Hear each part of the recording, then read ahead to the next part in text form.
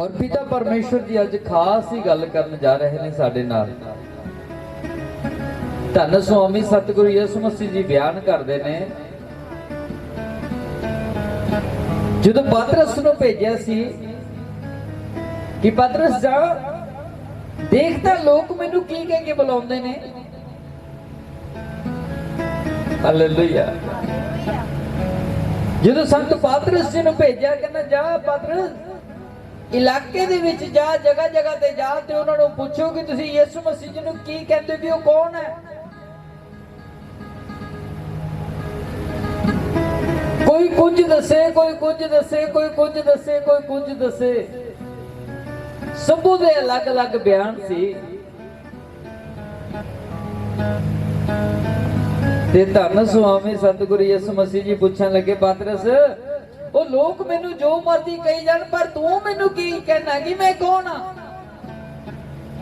वो लोग मेरे नाल नहीं रहंदे, वो मेरे नाल तां तू रहना, फिर दस तेनू मैं कौन लगदा।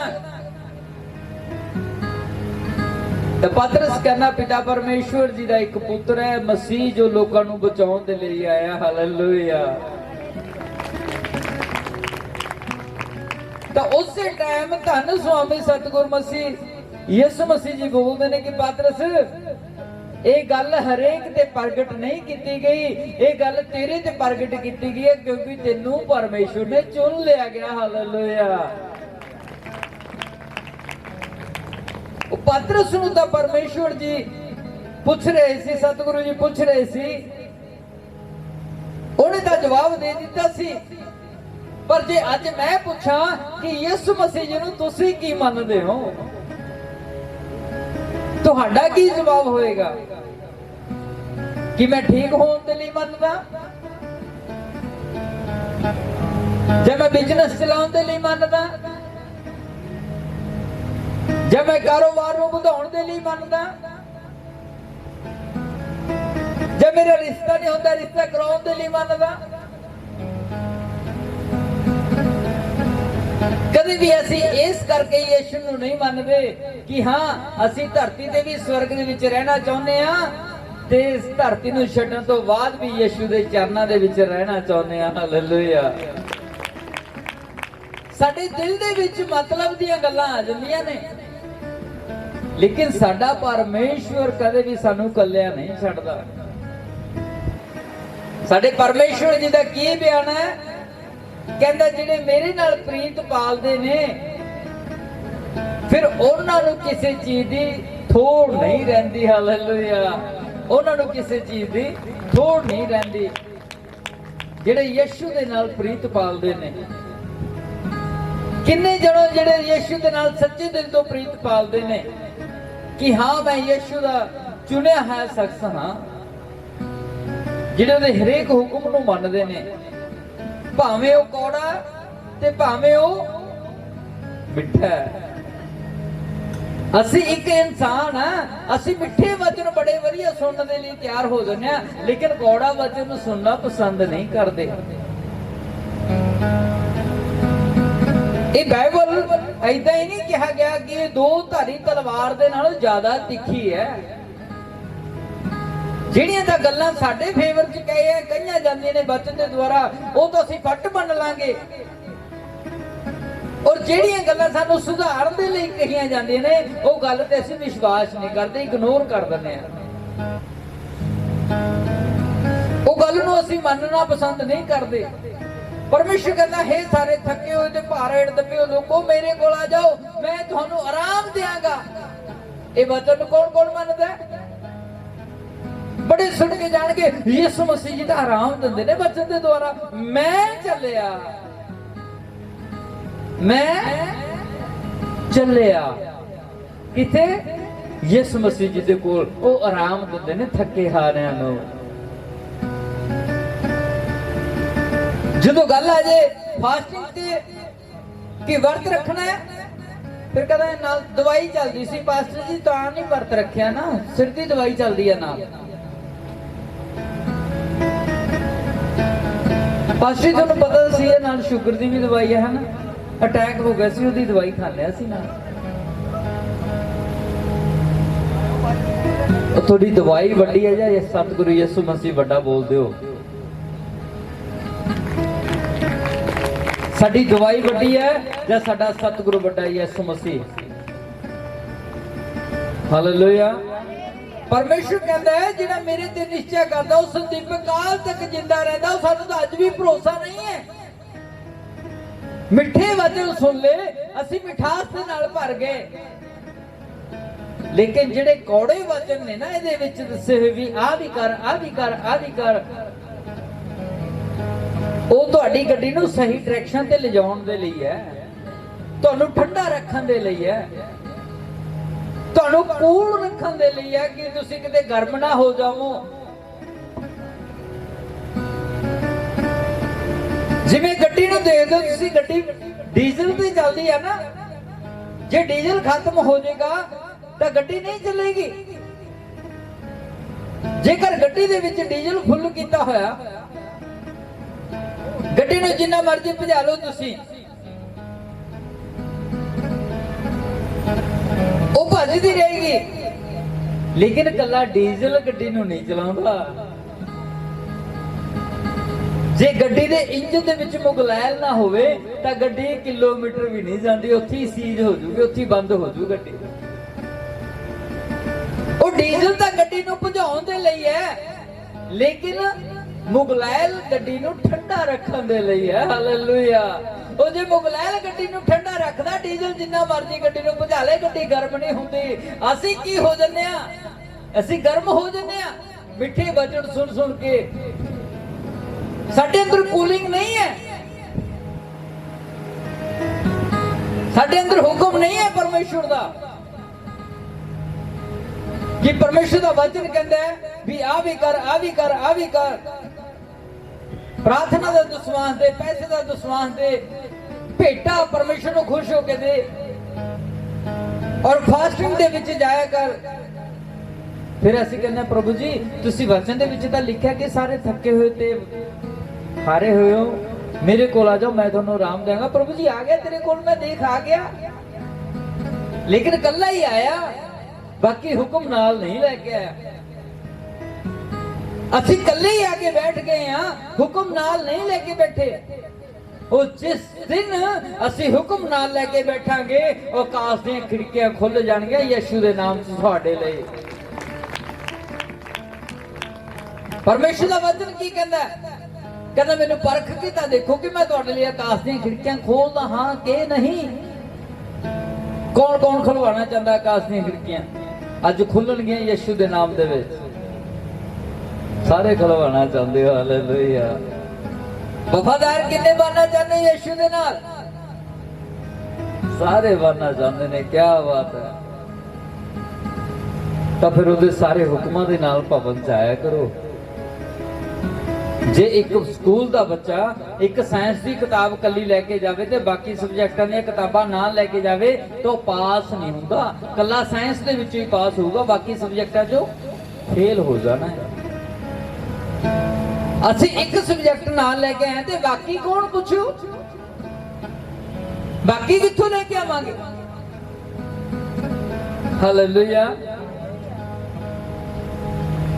बोलो मेरे पीछे, बोलो पिता परमेश्वर जी आज तो बाद ਅਸੀਂ तेरे हरेक हुक्म ਨੂੰ अपने जीवन ਦੇ ਵਿੱਚ लागू करांगे। जो भी शैतान ਦੀ ताकत ਸਾਨੂੰ ਸਰੀਰ ਦਾ ਦਸਵਾਸ ਦੇਣ ਤੋਂ ਰੋਕਦੀ ਹੈ, तेरी प्रार्थना ਕਰਨ ਤੋਂ ਰੋਕਦੀ ਹੈ, ਉਹਨੂੰ ਹਮੇਸ਼ਾ ਲਈ ਦੂਰ ਕਰ ਦੇ।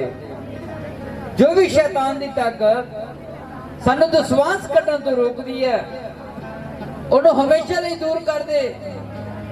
ਜੋ ਵੀ ਤਾਕਤ ਸਾਨੂੰ ਵਰਤ ਰੱਖਣ ਤੋਂ ਰੋਕਦੀ ਹੈ, ਉਹਨੂੰ ਸਾਡੇ ਤੋਂ ਹਮੇਸ਼ਾ ਲਈ ਦੂਰ ਕਰ ਦੇ ਯੀਸ਼ੂ ਦੇ ਨਾਮ ਦੇ ਵਿੱਚ। ਹੁਣ ਮੇਰੇ ਭੈਣ ਭਰਾ ਕੁਝ ਸੋਚ ਰਹੇ ਨੇ, ਪਾਸਟਰ ਜੀ ਨੂੰ ਕੀ ਪਤਾ ਅਸੀਂ ਤਾਂ ਬਿਜ਼ਨਸ 'ਚੋਂ ਫੇਰ ਹੋ ਚੁੱਕੇ ਆ, ਸਾਡੇ ਲਵੇ ਤਾਂ 1 ਰੁਪਿਆ ਨਹੀਂ, ਅਸੀਂ ਕਾਹਦਾ ਦਸਵਾਸ ਕੱਢੀਏ। ਜਦੋਂ ਧੰਨ ਸੁਆਮੀ ਸਤਿਗੁਰੂ ਯਿਸੂ ਮਸੀਹ ਜੀ ਇੱਕ ਮੰਡਲੀ ਦੇ ਵਿੱਚ ਬੈਠੇ ਸੀ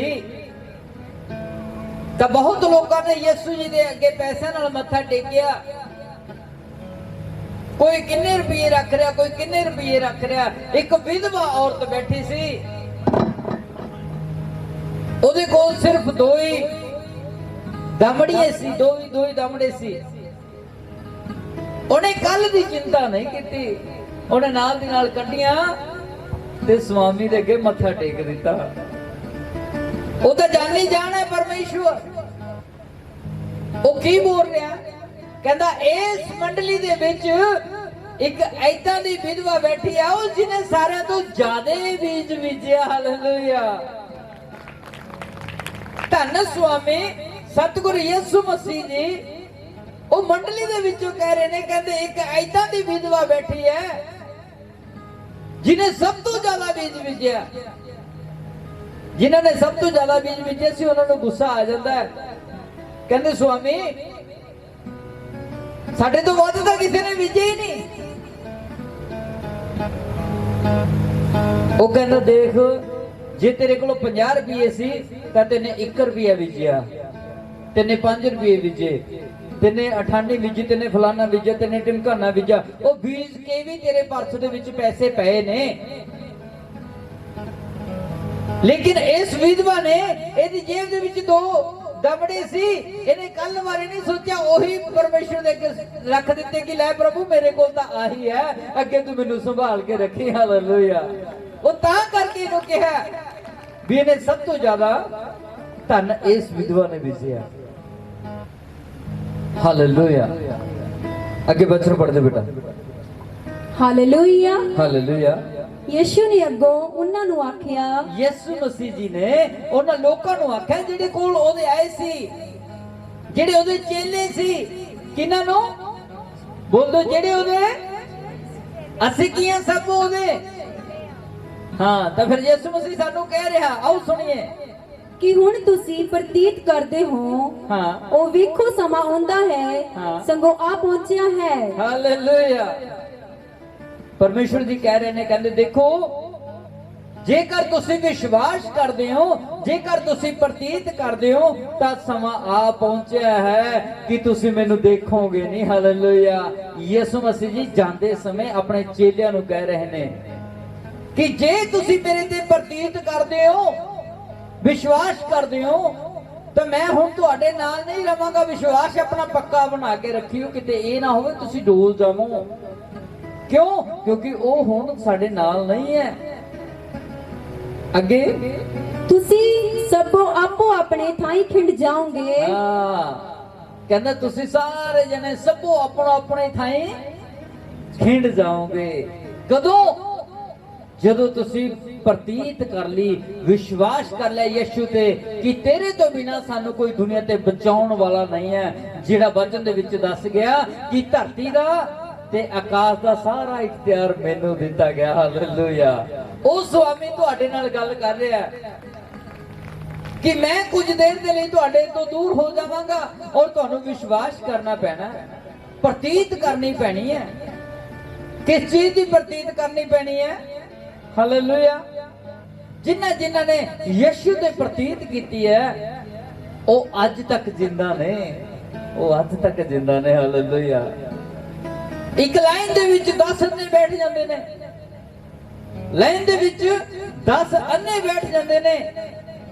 ਇੱਕ ਅੰਨੇ ਨੂੰ ਪਤਾ ਲੱਗਾ ਕਿ ਯਿਸੂ ਮਸੀਹ ਜੀ ਜਾ ਰਿਹਾ, ਉਹਨੇ ਆਪਣਾ ਠੁੱਠਾ ਵੀ ਸਾਈਡ ਤੇ ਸਿੱਟਦਾ, ਉਹਨੇ ਆਪਣਾ ਕੱਪੜਾ ਵੀ ਸਾਈਡ ਤੇ ਸੁੱਟ ਦਿੱਤਾ ਤੇ ਉਹਨੇ ਆਪਣਾ ਡੰਡਾ ਵੀ ਸਾਈਡ ਤੇ ਸੁੱਟ ਦਿੱਤਾ। ਪਿਛਲੇ ਟਾਈਮ ਦੇ ਵਿੱਚ ਜਿਹੜਾ ਅੰਨਾ ਹੁੰਦਾ ਸੀ ਉਹਨੂੰ ਇੱਕ ਲਾਇਸੈਂਸ ਬਣਾ ਕੇ ਦਿੱਤਾ ਜਾਂਦਾ ਸੀ ਵੀ ਆ ਠੁੱਠਾ ਤੇ ਆ ਕਾਲਾ ਕੱਪੜਾ ਤੇ ਆ ਡੰਡਾ ਤੇਰੇ ਕੋਲ ਹੈ, ਜਿਹੜਾ ਤੈਨੂੰ ਮਿਲਿਆ ਭਿਕਸ਼ਾ ਮੰਗਣ ਦੇ ਲਈ। ਉਹਨੇ ਪਰਵਾਹ ਨਹੀਂ ਕੀਤੀ, ਉਹਨੇ ਵਿਸ਼ਵਾਸ ਕੀਤਾ ਯਿਸੂ ਮਸੀਹ ਜੀ ਤੇ। ਹਾਲੇਲੂਇਆ। ਕੀ ਵਿਸ਼ਵਾਸ ਕੀਤਾ? ਜਦੋਂ ਭੱਜਿਆ ਜਾ ਰਿਹਾ ਹੈ, ਭੀੜ ਜਾ ਰਹੀ ਹੈ ਤੇ ਆਵਾਜ਼ ਮਾਰ ਰਿਹਾ ਹੈ, ਹੇ ਦਾਊਦ ਦੇ ਪੁੱਤਰ, ਹੇ ਦਾਊਦ ਦੇ ਪੁੱਤਰ ਮੇਰੇ ਉੱਤੇ ਦਇਆ ਕਰ, ਮੇਰੇ ਉੱਤੇ ਦਇਆ ਕਰ। ਜਿਹੜੇ ਲੋਕ ਨਜ਼ਦੀਕ ਹੁੰਦੇ ਨੇ ਉਹ ਉਹਨੂੰ ਦਬਾ ਲੈਂਦੇ ਨੇ, ਤੂੰ ਦੂਰ ਹੋ, ਦੂਰ ਹੋ, ਦੂਰ ਹੋ। ਜਿਹੜੇ ਪਾਸਟਰ ਦੇ ਜ਼ਿਆਦਾ ਨਜ਼ਦੀਕ ਨੇ ਉਹ ਕਈ ਵਾਰੀ ਭੈਣ ਭਰਾਵਾਂ ਨੂੰ ਪਾਸਟਰ ਤੋਂ ਮਿਲਣ ਤੋਂ ਰੋਕ ਦਿੰਦੇ ਨੇ ਪਰ ਇਸ ਭਵਨ ਦੇ ਵਿੱਚ ਏਦਾਂ ਦਾ ਕੁਝ ਵੀ ਨਹੀਂ ਹੈ, ਤੁਹਾਨੂੰ ਕੋਈ ਨਹੀਂ ਰੋਕ ਸਕਦਾ ਮੈਨੂੰ ਮਿਲਣ ਤੋਂ ਬਿਨਾਂ। ਹਾਲੇਲੂਇਆ। ਤੁਹਾਨੂੰ ਮੈਂ ਖੁਦ ਮਿਲਣ ਦੇ ਲਈ ਆਵਾਂਗਾ ਜਿੱਥੇ ਵੀ ਤੁਸੀਂ ਖੜੇ ਹੋਵੋਗੇ। ਉਹ ਅੰਨਾ ਆਵਾਜ਼ ਦੇ ਰਿਹਾ ਕਿ ਹੇ ਦਾਊਦ ਦੇ ਪੁੱਤਰ, ਮੇਰੇ ਉੱਤੇ ਦਇਆ ਕਰ, ਮੇਰੇ ਉੱਤੇ ਦਇਆ ਕਰ। ਸਵਾਮੀ ਜੀ ਦੀ ਆਵਾਜ਼ ਨੂੰ ਸੁਣ ਲੈਂਦੇ ਨੇ ਤੇ ਆਪਣੇ ਆਪ ਨੂੰ ਖੜਾ ਕਰ ਲੈਂਦੇ ਨੇ, ਰੋਕ ਲੈਂਦੇ ਨੇ ਤੇ ਉਹਨੂੰ ਪੁੱਛਦੇ ਨੇ ਕਿ ਦੱਸ ਮੈਂ ਤੇਰੇ ਲਈ ਕੀ ਕਰ ਸਕਦਾ ਹਾਂ, ਦੱਸ ਮੈਂ ਤੇਰੇ ਲਈ ਕੀ ਕਰ ਸਕਦਾ ਹਾਂ। ਤਾਂ ਉਸੇ ਟਾਈਮ ਉਹ ਅੰਨਾ ਆਵਾਜ਼ ਦਿੰਦਾ ਕਿ ਸਵਾਮੀ ਮੈਂ ਦੇਖਣਾ ਚਾਹਨਾ ਤੁਹਾਨੂੰ ਇਹਨਾਂ ਅੱਖਾਂ ਦੇ ਨਾਲ। ਹਾਲੇਲੂਇਆ। ਉਹ ਅੰਨਾ ਕੀ ਕਹਿੰਦਾ, ਸਵਾਮੀ ਜੀ ਮੈਂ ਤੁਹਾਨੂੰ ਦੇਖਣਾ ਚਾਹਨਾ ਇਹਨਾਂ ਅੱਖਾਂ ਦੇ ਨਾਲ। ਤਾਂ ਧੰਨ ਸਵਾਮੀ ਸਤਿਗੁਰੂ ਯਿਸੂ ਮਸੀਹ ਜੀ ਬੋਲਦੇ ਨੇ, ਕਹਿੰਦੇ ਜਾ ਤੇਰੀ ਨਿਸ਼ਚਾ ਨੇ, ਤੇਰੇ ਵਿਸ਼ਵਾਸ ਨੇ, ਤੇਰੀ ਪ੍ਰਤੀਤ ਨੇ ਤੈਨੂੰ ਚੰਗਾ ਕੀਤਾ। ਹਾਲੇਲੂਇਆ। ਉਹਨੇ ਕੀ ਕੀਤਾ ਸੀ? ਯਿਸੂ ਮਸੀਹ ਜੀ ਦੇ ਉੱਤੇ ਵਿਸ਼ਵਾਸ ਕੀਤਾ ਸੀ। ਕੀ ਕੀਤਾ ਸੀ? ਉਹਨੇ ਪ੍ਰਤੀਤ ਕੀਤੀ ਸੀ। ਇਸੇ ਕਰਕੇ ਪ੍ਰਭੂ ਯਿਸੂ ਮਸੀਹ ਜੀ ਕਹਿ ਰਹੇ ਨੇ ਕਿ ਹੁਣ ਮੈਂ ਜਾ ਰਿਹਾ, ਤੁਹਾਡੇ ਤੋਂ ਅਲੱਗ ਹੋ ਜਾਵਾਂਗਾ, ਤੁਸੀਂ ਅਲੱਗ ਇਲਾਕੇ ਦੇ ਵਿੱਚ ਖਿੰਡ ਜਾਓਗੇ, ਲੇਕਿਨ ਯਿਸੂ ਦੇ ਪ੍ਰਤੀਤ ਤੁਹਾਡੀ ਪੱਕੀ ਬਣੀ ਰਹੇ। ਕਿਤੇ ਇਹ ਨਾ ਹੋਵੇ ਜਿਹੜੀ ਨੀਂਵ ਅੱਜ ਰੱਖ ਦਿੱਤੀ ਹੈ ਸਿਮਟ ਦੇ ਉੱਤੇ ਤੇ ਕੱਲ ਨੂੰ ਗਾਰੇ ਨਾਲੋਂ ਵੀ ਬਿਹਤਰ ਹੋ ਜਾਵੇ। ਕਿਤੇ ਇਹ ਨਾ ਹੋਵੇ ਸਾਡਾ ਈਮਾਨ ਡੋਲ ਜਾਵੇ, ਕਿਤੇ ਇਹ ਨਾ ਹੋਵੇ ਅਸੀਂ ਹੱਲ ਜਾਈਏ, ਆਪਣੇ ਰਾਸਤੇ ਦੇ ਉੱਤੋਂ ਭਟਕ ਜਾਈਏ। ਜਦੋਂ ਸਾਡਾ ਵਿਸ਼ਵਾਸ ਪੱਕਾ ਹੁੰਦਾ ਹੈ, ਪਰਮੇਸ਼ਰ ਕਹਿੰਦਾ ਫਿਰ ਜੋ ਚਾਹੋ ਮਰਜ਼ੀ ਮੰਗੋ ਉਹ ਤੁਹਾਡੇ ਲਈ ਹੋ ਜਾਏਗਾ। ਕਦੋਂ? ਜਦੋਂ ਸਾਡਾ ਵਿਸ਼ਵਾਸ ਪੱਕਾ ਹੈ। ਜੇ ਅਸੀਂ ਆਪਣੇ ਵਿਸ਼ਵਾਸ ਦੇ ਵਿੱਚ ਹੀ ਢਿੱਲੇ ਆ ਤਾਂ ਫਿਰ ਅਸੀਂ ਕੁਝ ਵੀ ਨਹੀਂ ਕਰ ਸਕਦੇ। ਮੁੱਲ ਉਹਨਾਂ ਦਾ ਪੈਂਦਾ ਜਿਹੜੇ ਜ਼ਿਆਦਾ ਗਰਮ ਹੁੰਦੇ ਨੇ, ਠੰਡੇ ਬੰਦੇ ਨੂੰ ਕੋਈ ਨਹੀਂ ਪੁੱਛਦਾ। ਹਾਲੇਲੂਇਆ। ਉਹ ਪਰਮੇਸ਼ਰ ਨੂੰ ਵੀ ਠੰਡੇ ਬੰਦਿਆਂ ਦੀ ਲੋੜ ਨਹੀਂ ਹੈ। ਉਹ ਵੀ ਕਹਿੰਦਾ ਮੈਨੂੰ ਉਹ ਬੰਦੇ ਜਿੰਦੇ ਨੇ ਗਰਮ, ਜਿਹੜੇ ਕੁਝ ਕਰਨ ਦੀ ਸਾਮਰਥ ਰੱਖਦੇ ਨੇ।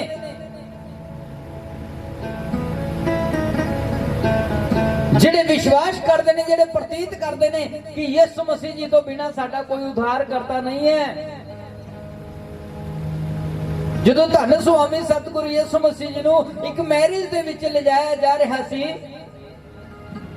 ਉਹ ਮੈਰਿਜ ਦੇ ਵਿੱਚ ਜਾਂਦੇ ਨੇ ਤੇ ਉਹਦੀ ਮਾਂ ਮਰੀਮ ਵੀ ਨਾਲ ਹੁੰਦੀ ਹੈ ਤੇ ਚੇਲੇ ਵੀ ਹੁੰਦੇ ਨੇ। ਅਚਾਨਕ ਜੂਸ ਖਤਮ ਹੋ ਜਾਂਦਾ ਹੈ। ਜਿਹੜਾ ਬਰਾਤੀਆਂ ਦਾ ਜੂਸ ਪੀਣਾ ਹੁੰਦਾ, ਦਾਖ ਰਸ ਜਿਹਨੂੰ ਅਸੀਂ ਬੋਲਦੇ ਆ, ਉਹ ਖਤਮ ਹੋ ਜਾਂਦਾ ਹੈ। ਸਾਰੇ ਸੋਚਾਂ 'ਚ ਪੈ ਜਾਂਦੇ ਨੇ ਵੀ ਹੁਣ ਕੀ ਕਰੀਏ। ਤਾਂ ਫਿਰ ਯਿਸੂ ਦੀ ਮਾਂ ਬੋਲਦੀ ਹੈ ਯਿਸੂ ਨੂੰ, ਅਗਰ ਜੇ ਤੂੰ ਚਾਹੇ ਤਾਂ ਦਾਖ ਰਸ ਬਣਾ ਸਕਦਾ ਹੈ, ਲੇਕਿਨ ਸਵਾਮੀ ਜੀ ਬੋਲ ਰਹੇ ਨੇ ਕਿ ਹਜੇ ਮੇਰਾ ਟਾਈਮ ਨਹੀਂ ਆਇਆ। ਲੇਕਿਨ ਮਾਂ ਉਹਨੂੰ ਫਿਰ ਬੋਲ ਰਹੀ ਹੈ ਕਿ ਜੇ ਤੈਨੇ ਇਹ ਕੰਮ ਨਾ ਕੀਤਾ ਇਹਨਾਂ ਦੀ ਬੇਇੱਜ਼ਤੀ ਹੋ ਜਾਣੀ ਹੈ। ਤਾਂ ਬਰਾਤੀਆਂ ਦੇ ਕੋਲ ਖਾਣ ਪੀਣ ਦੇ ਲਈ ਕੁਝ ਵੀ ਨਹੀਂ ਹੈ। ਤਾਂ ਫਿਰ ਸਵਾਮੀ ਜੀ ਨੇ ਕਿਹਾ, ਕਹਿੰਦਾ ਜਿਹੜੇ ਤੇ ਤੁਹਾਡੇ ਘਰ ਦੇ ਵਿੱਚ ਮੱਟ ਪਏ ਨੇ ਇਹਨਾਂ ਨੂੰ ਪਾਣੀ ਦੇ ਨਾਲ ਭਰ ਦਿਓ। ਹਾਲੇਲੂਇਆ। ਕਿਹਦੇ ਨਾਲ? ਸਵਾ ਮਣ ਦਾ ਇੱਕ ਮੱਟ ਸੀ, 6 ਮੱਟ ਉੱਥੇ ਪਏ ਨੇ ਔਰ 6 ਮੱਟਾਂ ਦੇ ਵਿੱਚ ਜਦੋਂ ਪਾਣੀ ਭਰਿਆ ਤੇ ਧੰਨ ਸੁਆਮੀ ਸਤਿਗੁਰੂ ਯਿਸੂ ਮਸੀਹ ਨੇ ਉੱਤੇ ਤਾਹਾਂ ਕਰਕੇ ਬਰਕਤ ਮੰਗੀ। ਕਹਿੰਦਾ ਲੈ ਮਾਂ ਆ ਜੂਸ ਤਿਆਰ ਹੋ ਗਿਆ, ਇਹਨਾਂ ਨੂੰ ਕਹੇ ਜਿੰਨੇ ਮਰਜ਼ੀ ਬਰਾਤੀਆਂ ਨੂੰ ਵੰਡ ਦਿਓ। ਹਾਲੇਲੂਇਆ। ਇਹ ਖਤਮ ਨਹੀਂ ਹੁੰਦਾ। ਕਿਉਂ? ਕਿਉਂਕਿ ਉਹਦੇ ਵਿੱਚ ਬਰਕਤ ਪੈ ਚੁੱਕੀ ਸੀ, ਉਹਦੇ ਵਿੱਚ ਆਸ਼ੀਸ਼ ਆ ਚੁੱਕੀ ਸੀ। ਜਿਹੜੀ ਦੁਨਿਆਵੀ ਚੀਜ਼ ਹੁੰਦੀ ਹੈ ਉਹ ਘਟ ਜਾਂਦੀ ਹੈ। ਜਦੋਂ ਅਸੀਂ ਮੈਰਿਜ ਦੇ ਵਿੱਚ ਜਾਂਦੇ ਆ ਤੇ ਜਿਹੜਾ ਪਹਿਲਾਂ ਰੋਟੀ ਖਾਂਦਾ ਤੇ ਉਹਨੂੰ ਦਹੀਂ ਮਿਲਦੀ ਹੈ, ਬੜੀ ਗਾੜੀ ਦਹੀਂ ਮਿਲਦੀ ਹੈ, ਉਹ ਜਿਹੜੀ ਚਮਚ